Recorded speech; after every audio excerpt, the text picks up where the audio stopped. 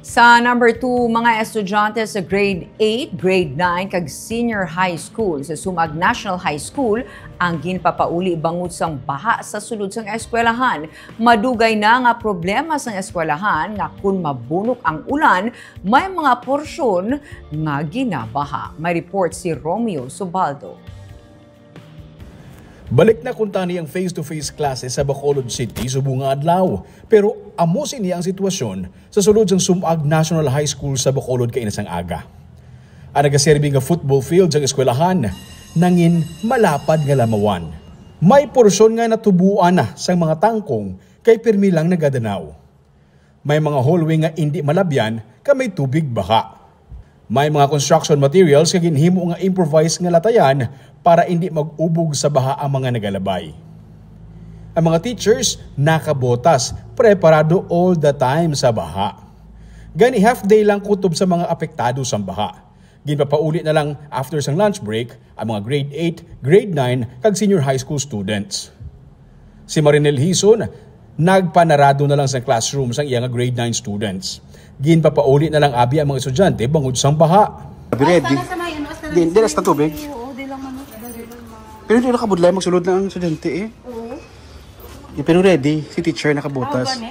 Naka-ready ka na for rainy season niya, ma'am? Oo. Ay, grabe. Kaya siya ga, danaw, magit kami di ko na mo kung kamunid lang sisigi ulan, nagadanaw, magginagin. Suno kay Principal May Pavilario, basta gani magsigi-sigi bunok ang ulan, may mga porsyon sang eskwelahan nga ginabaha. Ang habagat kagin pabaskog sang Bagyo Krising, sang nagigad nga semana ang wala makatuga sang pagbaha sa eskwelahan. Pero ang pagpugtak-pugtak nga pag-ulan humalin sang kagabi tubtub kaina sang kaagahon, nagresulta sa baha sa sulod sang eskwelahan. Ginpakita niya pa ang porsyon sang covered court nga may tubig baha nga nag-amat-amat na tahaw. Ang problema kay wala sang drainage ang eskwelahan. Mas manubo ini kung ikumpara sa dalan sa gwa. Wala sang gwaan ang tubig kung mag-ulan gani nagabaha. Muna gatubig man na di sa mag-ulan. Muna gani nga kinanglan ang drainage system.